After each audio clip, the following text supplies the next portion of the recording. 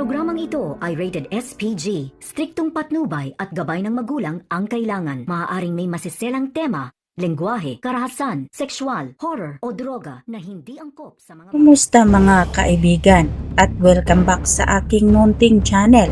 Narito ang aabangan natin sa FVJ Batang Quiapo. Nag-alala pa rin ng sobra si Marites kay Santino sa bahay ng mga gerero dahil baka nga daw ay sinasaktan ito. Galit na galit si Tanggol dahil ipaghihiganti nga raw niya si Santino kapag ginalaw ito ng mga gerero. Nalalagay nga ngayon sa panganib ang buhay ni Santino dahil galit na galit nga itong si Miguelito at hindi niya gusto na nakatira doon si Santino sa mansyon ng mga gerero. Kaya naman nakikiusap si Marites kay Tanggol na kung pwede ay puntahan niya ang kanyang kapatid na si Santino.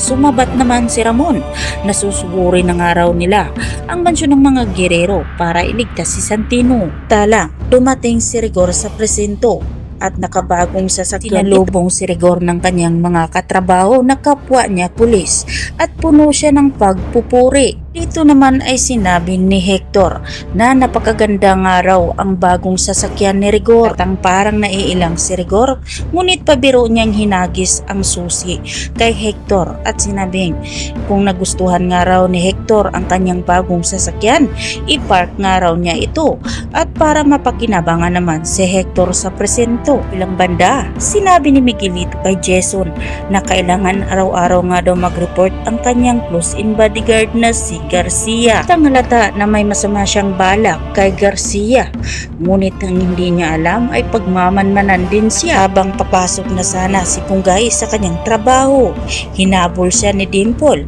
at nagtatanong ito kung saan nga raw matatagpuan si Tanggol. Napatanong na lang si Punggay bakit gustong malaman ni Dimple kung saan nga ito umuwi si Tanggol. Hayag naman ni Dimple na ipapakita niya lang kay Tanggol kung ano ang kulang niya sa buhay. Napaisip na lang si Punggay kung ano nga ba ang ibig sabihin nito ni Dimple. Halatang halata si Dimple na may gusto siya kay Tanggol. Ulit sasabihin kaya ni Punggay kay Dimple kung saan ito umuwi. Yan ang ating pakatutukan mga kaibigan. Dito lang sa FVJ Batang Quiapo. Huwag po sana niyong kalimutan na i-like, share at pahingi na rin ng isang subscribe. Maraming salamat.